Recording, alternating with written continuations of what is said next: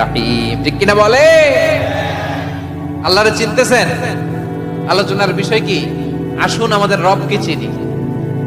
তিনি হলেন আর রহমান, তিনি হলেন আর রাহিম। তার দয়ার কোনো শেষ নাই, তার মায়ার কোনো শেষ নাই।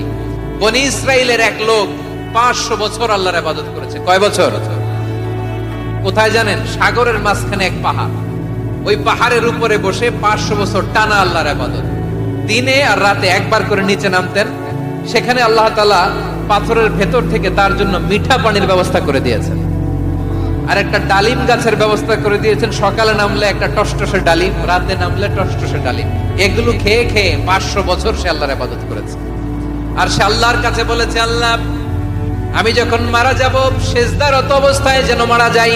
ঠিকই আল্লাহ সেজদারত অবস্থায় সাইয়েদনা আজরাইলকে পাঠিয়ে দিলেন। সেজদারত অবস্থায় লোকটা মারা গেল। 500 বছর ইবাদতের পরে আল্লাহর দরবারে কিয়ামতের কঠিন ময়দানে যখন লোকটা হাজির হয়ে যাবে, আল্লাহ বলবেন, আদখিলু আবদি আল জান্নাতা বিরহমাতি। আমার বান্দাকে আমার দয়া, আমার ভালোবাসা দিয়ে জান্নাতে ঢুকায়া দাও। 500 বছর ইবাদত করছে তো আমার দয়ায় আমার বান্দারে জান্নাত দাও।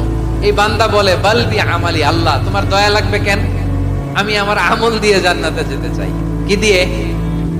কথা বুঝে নাই বোধহয়। আল্লাহর এই বান্দা কি দিয়ে জান্নাতে ঢুকতে চায়?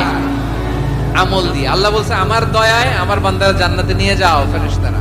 এ বলে, আল্লাহ তোমার দয়া লাগবে কেন? সেজদা তো কম দেই নাই, জিকির করতে করতে 500 বছর শেষ করে দিলাম, আবার তোমার দয়া লাগবে? আমি তো আবার আমলেই জান্নাতে যেতে পারি। আল্লাহ বলবেন, তাই ঠিক আছে, আমি চাইলাম দয়া দিয়ে জান্নাত দিব, তুমি চাইলে আমল দিয়ে ঢুকবা। ঠিক আছে, তোমার আমল আর আমার যে দয়া দুটার একটু মাপ দেই। তোমার 500 বছরের ইবাদত এক পাল্লায় রাখো। আর আল্লাহ বললেন, আমি যে দয়া করে এই দুনিয়ার নাজ নেয়ামত বিউটি সৌন্দর্য দেখার জন্য তোমার দুটা চোখ দিয়েছিলাম, দুটা নয় একটা চোখ আরেক পাল্লায় রাখো। রাখা হবে, দেখা যাবে ওই 500 বছরের ইবাদত হালকা হয়েছে, আর মুহূর্তের মধ্যে আল্লাহর দেয়া একটা চোখের নেয়ামত ভারী হয়ে গিয়েছে। আল্লাহ বলবেন, তোমার কথা মতো মাপ দেয়া হলো, এবার ফলাফল দেখো, হিসাব বলে তুমি এখন জাহান্নামে যাবা। Go to the hell fire, যাও এবার জাহান্নামে যাও। মাপ চোখে যখন আসছো আমার সাথে হিসাব ক্যালকুলেশন, যাও তুমি এবার জাহান্নামে যাবা।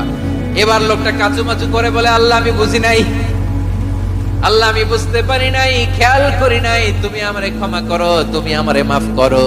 ও আল্লাহ, এবার আমি টের পেয়েছি, এবার আমি বুঝতে পেরেছি তোমার দয়া ছাড়া দুনিয়ায় কেউ জান্নাত